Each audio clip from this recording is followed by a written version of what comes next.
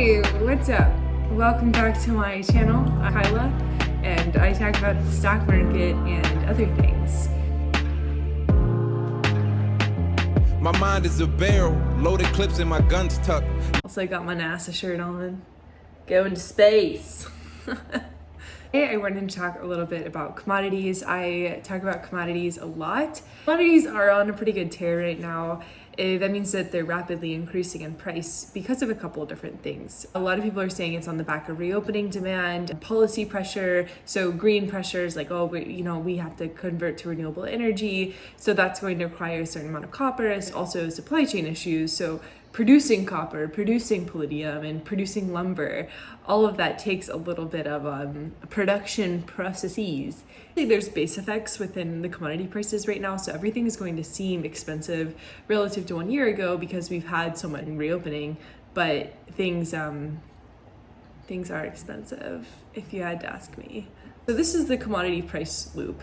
And so what happens here is you have rising commodity prices, then you have rising freight costs as well, so shipping costs, and then that leads to rising input costs for companies, that bleeds into rising costs for consumers, and that all bubbles up into inflation pressures. And then it's up to the Fed to step in and say if there's an inflation or not. Warren Buffett came out today in his Berkshire Hathaway annual shareholders meeting and said that he doesn't think inflation is transient at all, that it's actually a really big issue and something that we should be paying attention to. Interesting to have this, top-notch investor sort of going up against the Fed like that. That was like a direct call out to Warren and Jerome battling it out. Forget about Jake Paul and whoever he fought. It's Warren and Jerome next in the boxing ring. Inflation in 2021. So everything is an input, right? So like companies have to be responsive to input prices. So if all of a sudden their input cost increases, that's going to put pressure on their margins. It's going to cost them more and more to produce a certain good. And if it costs them more and more to produce a certain good, they're able to absorb some of that cost. But they're also going to want to pass it off to consumers after a certain point so they can maintain a profit margin. And so that's the issue is, maybe these bottlenecks are just temporary, but maybe they're not. And so you can have substantial further progress, but when? The Fed can't come in and be like, hey, everybody, make new mills. It's such an interesting conundrum because, okay, we have inflation. Joe from Bloomberg had a really interesting point on this. He was like, well, a lot of these people are not producing. They stopped producing as much because the demand wasn't there. And now there's worry that the demand won't be there again, with reopening risk, with COVID risk, like what if we get another strain? So they're not going to want to expand their capacities all the way just in case we have to shut down again. And so Joe's point was like, it was satire, but the point was we have to embrace QE because that's the only way that companies are going to build to the point where they can actually have produce things that we need. Flip side to every argument, and the flip side is almost becoming the same side. Okay, we have inflation, the Fed can't do anything about it. We don't have inflation, the Fed can't do anything about it. What's going on? I don't know. So what's going on in industrials? So supply and demand is really a key driver here. Supply can be artificially constrained at times. There's also structural supply side logistical issues. And also, as Powell mentioned in his speech, we do have transitory effects from base effects as well as potential just bottlenecks. That's not wrong. But there are overseas issues, like we are seeing a resurgence in COVID cases in South American countries, in developing nations, and also protests and different policy woes that could all put upward pressure on prices. And then also in the US, we have really loose monetary policy, weaker US dollar, and other green infrastructure decisions that are all putting upward pressure on prices too, because with weaker monetary policy, you have a certain amount of dollars going towards the same amount of goods. So if there's more and more money because of looser policy, that's going to push prices up for everybody. And with weaker USD, more demand, and then green infrastructure policy, more demand for these goods like copper, palladium, etc. Are commodities surging because of structural production issues or because of reopening demand? Because those are two very different issues. If it's a structural issue, we've got to figure something out. And if it's just reopening demand, that is transitory. That is momentary. We will see the other side of that. But if it's structural, we're going to see higher prices. And what's the Fed to do?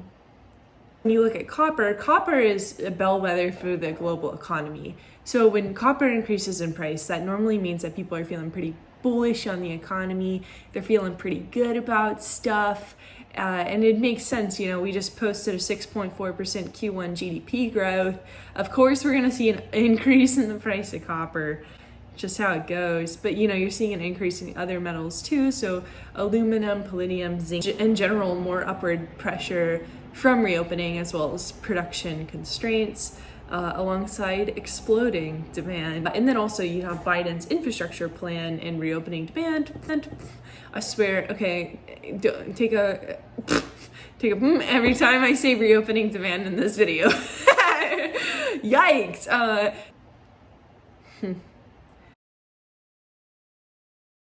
And then you go to agriculture, and a similar story for what's happening with metals is playing out in agricultural. There's an upward price pressure on commodities due to supply chain constraints, production issues, and demand. Wow. Inventories are down, planted areas are low, weather has really not been great with drought and other dryness in wheat producing countries and also flooding. China has demanded a lot of corn to feed their hogs, and it's required in other food products such as sweeteners, fuel ethanol, which is my personal favorite food. Lots of demand for the gold of the South, as they say. You can't forget about lumber. I made one video about lumber, and somebody on TikTok called me lumber girl. And I was like, hey, what happened? More people are demanding homes and renovating those homes, so lumber demand is really high. One of the main problems is sawmill capacity, amongst other things. So the theory is they've got the stumps, they've got the forests, they've got the trees, but they just don't have the lumber. They don't have the capacity at the sawmills to turn the wood into lumber. There are other supply issues too, nature. So bugs, etc., fires, are all biting into capacity. There was a really good piece with Lumber Trading, who is a really fun person on Twitter, and he went on Oddbots, which is one of my favorite podcasts to talk about lumber. And things showing up in freight rates too. So dry bulk shipping is the highest performing ETF of the year. Who would have thought that one? Also, if you can hear a leaf blower, it's my neighbor. That person blows every day. What is he blowing? I'm not sure, but he's blowing something with his leaf blower, so sorry if it's noisy. This is from one of Dry Bulk Shipping's weekly updates. Although the price of iron ore does not directly impact the price of freight, the economics of iron ore production and trade does indeed affect a trader's behavior, and thus freight prices. So behavior does drive prices. We know this, but it's still funny to see it laid out like that. Recent input prices is going to put pressure on everything. Container shipping has increased in price too. It's gotten so bad that either the ships are empty, the ships that are shipping things, or their containers are falling into the ocean from being stacked so high. So I don't know how important shipping is. Remember when the Stucky boy got stuck? What a moment. What a day for the internet. Stuck boy. Higher prices bleed into companies. If input prices rise, their profit equation gets squished, like I was saying, and so higher cost equals less profit. And a lot of companies are beginning to take note on earnings call and new commodity-facing companies, so like Kimberly, the company that makes Huggies, and then a couple of other like consumer goods companies, they've all mentioned it and they're all like, this is bad, like Coca-Cola. The companies really have two options with higher prices. They can either pass those costs off to their consumers, which isn't great because consumers, especially if it's not a sticky product, will just switch right over to a different good. On the elasticity, it's like, well, I could buy Kroger generic or I could buy Colgate. You're probably gonna just go with Kroger generic. But shrinkflation, oh yeah, there's other types of inflation. Inflation, that's not ideal because consumers are not stupid. I feel like people kind of forget that. Consumers know what's up. They'll notice if their candy bars or their chip bags are just air. You pass costs off to consumers or you can shrink your product. Those are your two options for making money. Those weaker profit margins, which might happen, consumers decide to switch or show up in quarterly performance, and that's going to impact stock prices. And then we might see the cookie crumble. Whoo! Question is like, what's going on? That's what I ask every day in my TikToks. What's happening? What's happening? And nobody ever answers me.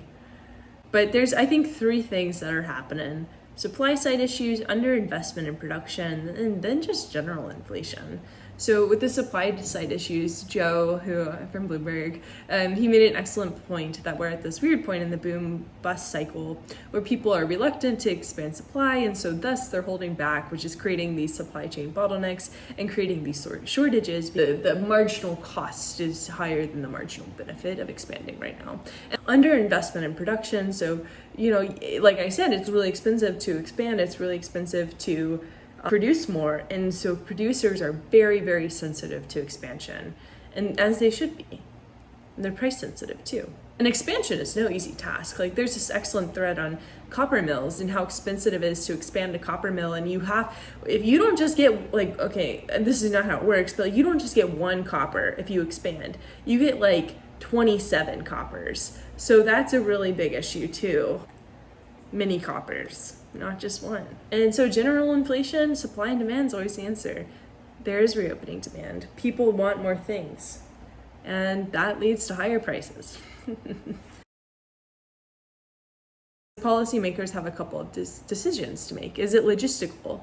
Is it logistical on the supply side, or is it demand issue? Is it infrastructure planning? Is it reopening pressure? So the Fed can either say it's transient and just say, listen, we're more worried about the stock market and what's reflected in prices. If stock prices are fine, we're good. But they're actually not in charge of stock prices. If employment and inflation are fine, we're good. We're fine. Or they can come out and say that they're going to have to raise rates sooner than expected, which could be troublesome.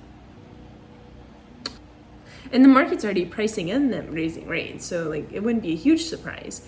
But the market gets spooked whenever they do try to change things. The big thing is a lot of this is out of the hands of the Fed. They can raise rates, but it won't fix long-term supply chain issues with commodities if that's the actual problem. It might temper the demand for homes, which is causing a little bit of the issue in the lumber market. But Jerome can't make corn out of thin air. Things are just going to be watching the markets to see if capacity is expanding, to see if pricing pressure will be alleviated. This substantial further progress that the Fed is discussing. I don't know. Invest in Bitcoin. Maybe that's the answer. Bitcoin to the moon. Thanks for watching. Interested in commodities. If you liked this video, please feel free to subscribe. And if you want to hear me talk for 1 minute every day, I do that on TikTok. You're like, Bitcoin to the moon? Go ahead and give it a thumbs up.